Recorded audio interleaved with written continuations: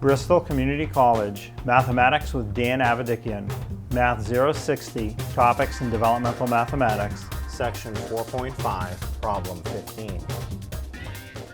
This is Section 4.5, Problem 15. It says solve the following. 120% of 35 is what number? And some people will ask, can you have a percent more than 100%? Yes, you definitely can have a percent more than 100%. So you have to convert this to an equation, then solve it. And the key is the word of will become a multiply. The word is will become an equals.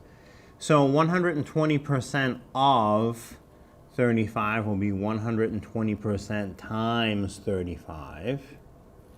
Is will become equals what number? We can just leave it as a variable, make it n.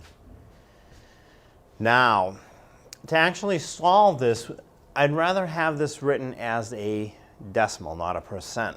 So to convert it, you move the decimal point where it is. It's understood to be after the 0. 2 places to the left, so it becomes 1.20 times 35 equals n. And if you have a calculator, you can just multiply right through. Some teachers will allow you to use a calculator for this question, some will not. If you can't use your calculator, you can just do the multiplication the long way. If you're going to do it the long way, I will let the 0 disappear after the 1.2. It's 1.2 and 1.20. It's the same thing. So then off to the side, we can do it out the long way. 1.2 times 35. You can put the 35 on the top or the bottom. It doesn't matter. So 2 times 35, I can just put 70. The next line down, put a 0 to hold your place. 1 times 35 is 35. And then I will add. 0 plus 0 is 0. 7 plus 5 is 12, right? The 2 carry the 1. And then 1 plus 3 is 4. So I have 420, but I have to put the decimal in.